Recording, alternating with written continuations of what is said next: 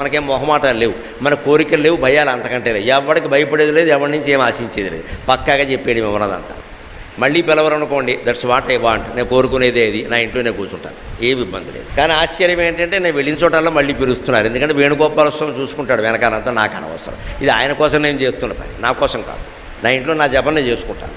నమశివాయ నమశివాయ, నా నామం నాకుంటుంది. ఈ తెగింపుకి ఎప్పుడు రాగలుగుతాడు మనిషికి అంటే కోరికలు లేనప్పుడు. కోరికలు లేకపోతే భయం కూడా ఉండదు. అంచేత 3 భాగాలు చేయండి. పొద్దున్న ధర్మాన్ని ఆచరించండి, తర్వాత మధ్యాహ్నం పూట అర్థం సంపాదన కోసం ప్రయత్నం చేయండి. 3వది జగన్యే కామమాచరేత్. మరి ఏవో తినాలి, తాగాలి, భోగాలు అనుభవించాలి ఉంటుంది కదండి. సాయంత్రం 4 తర్వాత నీ ఇష్టం అన్నాడు. మరి భోగాలన్నీ అనుభవించేది సాయంత్రమే కదండి. మనం హోటల్కి వెళ్ళేది, సినిమాకి వెళ్ళేది, అని షాపింగ్కి వెళ్ళేది అని సాయంత్రమేగా. పొద్దున్న ధార్మిక కార్యక్రమాల్లో ఉండు, జపమో తపమో చేసుకో, తర్వాత ఉద్యోగమో వ్యవసాయమో చేసుకుని సంపాదించుకో, తర్వాత హాయిగా వెళ్ళి నీకు కావాల్సినవి ఏవో కొనుక్కో, తిరుగు, ఎదు చెయ్యి, సుఖంగా పడుకో. ఇది ప్రతిరోజు, ఇది మొత్తం జీవితానికి కూడా వర్తిస్తుందని చెప్పాడు వ్యాసుడు. మొత్తం జీవితం కూడా ఈ 3ంటికి కేటాయించవచ్చు. అయితే కొంచెం అటు ఇటు అవుతాయి 25 ఏళ్ల పాటు. కామం పూర్వే, సుఖంగా చదువుకో, హాయిగా కాలేజీ స్టైలే అని తిరుగు, పర్వాలేదు, తిరిగే వయస్సు అది. దాన్ని కూడా 3 భాగాలు చేయి. 30, 60 అరుగా 90 ఏళ్ళు దాటి బతికేవాడవడం. అందుకే మొదటి 30 సంవత్సరాలు శుభ్రంగా కామం పూర్వే, ఏ కోరికలు, ఏ సరదాలు, సినిమాలు, షికార్లు, పెళ్ళిళ్ళు, కామోపభోగాలు అన్నీ తీర్చుకో. 30 నుంచి 60 వరకు మనిషి ఎలా ఉండాలంటే ధనం మధ్యే, వృద్ధాప్యం వచ్చాక కూడా ఇబ్బంది పడకుండా సంపాదించాలి. సంపాదించే వయస్సు అది 30 to 60. వృద్ధాప్యం వచ్చినా సరే ఇబ్బంది రావద్దు. వృద్ధాప్యం వచ్చాక మనకు ఎవరిస్తారని డబ్బులు. పైగా ఇవాళ వృద్ధాప్యం వస్తే మరీ కష్టం, చేసేవాళ్ళు ఎవరు లేరు. అందులో ఏ బాత్రూంలోనో జారి పడ్డారు 70 ఏళ్ల వయస్సులో అంటే ఇక భయంకరమైన పరిస్థితి. ఎవ్వరు చేయరమ్మా ఇవాళ. కొడుకులు లేదు, కోడలు లేదు, కూతుళ్ళు లేదు, ఎవ్వరు లేరు. మహా అయితే నర్సులను పెట్టుకోవాలి, వాళ్ళకి నెలకు 25,000 అడుగుతారు. డబ్బులు ఎక్కడవి అంటే డబ్బులు సంపాదించుకోవాలి. మొదటి 30 ఏళ్ల పాటు చదువుకో, కావలసినవి సంపాదించుకో, భోగాలు అనుభవించు. 30 ఏళ్లకే పెళ్ళిళ్ళు కూడా అయిపోతాయి కదా, అనుభవించి ఏం పర్వాలా హాయిగా. పెళ్ళి అయిన వాళ్ళు అవన్నీ 16 రోజుల పాటు కదపద్దో, అంతే తలిపేసే అంటారు. 16 రోజుల పండగ అంటే అదే.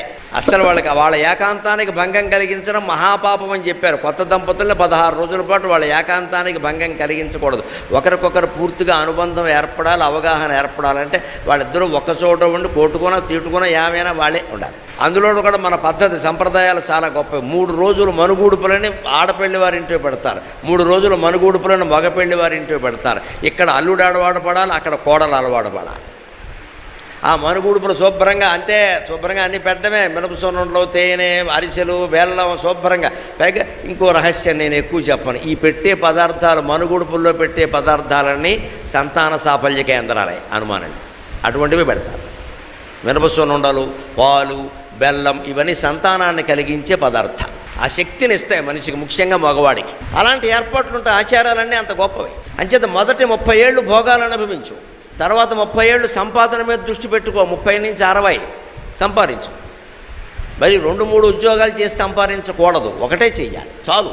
2-3 ఉద్యోగాలు చేస్తే లేనిపోని జబ్బులు అన్నీ వస్తాయి, ఆందోళన పెరిగిపోతుంది. 60 దాటింది, జగన్యే ధర్మమాచరేత్, అప్పుడు ధార్మిక కార్యక్రమాలకు కేటాయించి. మొత్తం 60 దాటాక ఇంకా ఉద్యోగాలు చెయ్యకు. 60కి రిటైర్మెంట్ ప్రభుత్వం వారు ఇచ్చినా ఇవ్వకపోయినా మనమే తీసేసుకోవాలి. నాకు అక్కర్లేదు, VRS తీసేయి, నాకు చేసింది జాలే. వాళ్ళు ఇంకా పెంచుతూ ఉంటే మనము కూడా అక్కడే ఉంటూ ఉంటే జీవితాంతం ఈ బంక ఇలాగే ఉంటుంది. ఎప్పుడో ఆఫీసు కుర్చీలోనే బే అని పోతాడు. అక్కడ వాడి కర్మ కాలింది, ఆఫీసులో పోయాడంటారు. ఏదో కర్మ. కాశీలో పోలేదు, కన్నకొడుకు చేతుల్లోనో పోలేదు, ఆఫీసులో పోయాడంటారు. పైకి పాపం ఇంకోటి ఏమంటాడంటే కాస్త మర్యాదగా గౌరవం ఉన్నవాడు, ఆయనకి అంత వర్క్ అంటే అంత డెడికేటెడ్ ఏం లేదు ఇక్కడ. వాడి కర్మ అలాగాలింది, ఆఫీసులో పోవడం అంటే కర్మ.